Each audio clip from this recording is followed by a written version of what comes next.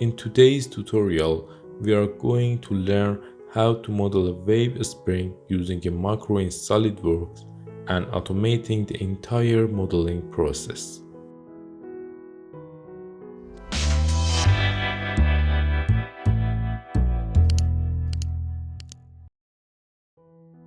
First, let's talk about the parameters you need for this process. We need outer diameter and inner diameter of the spring, and need number of turns and number of the waves per turn, wire thickness and gap between each turn, and we need free height of the wave spring.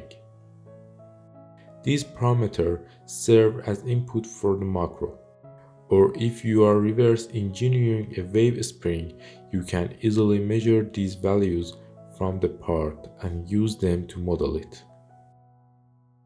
If you only need to use a macro once or a few times, you can run it directly from the Tools menu. Go to the Tools, Macro, and click on the Run. And select the macro file and run it. However, if you use a macro frequently, I recommend setting up a button and icon as a shortcut for quick access. To do this, go to Customize. In the Command tab, search for macro.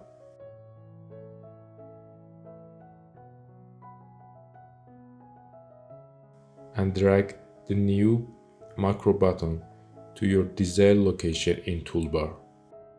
In pop-up window, select the macro file, and in appearance you can choose an image for icon and the name of the button.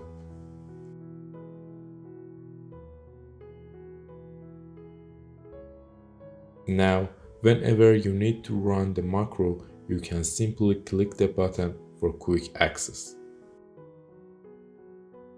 Now, by entering the parameters, we can easily generate the wave spring model. Run the macro. In the first step, we enter the outer diameter and inner diameter of the wave spring. Click on the OK. In the next step, you will see an image of the wave spring with its ring layout. Here, we enter the number of the turn. In the next step, we should enter the number of the waves per turn. This number should be multiple of 0.5. And in the last step, we should enter wire thickness and the gap between turn and the overall height of the wave spring. Click on the OK. At this point, if you need the same spring with a different height, you can select Yes to generate it in new configuration. For example, I also need the wave spring with the height of 4 mm.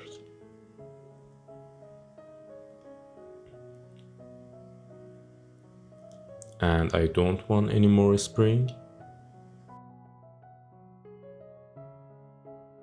Wait a few seconds. As you can see, the wave spring has been generated based on our input parameter.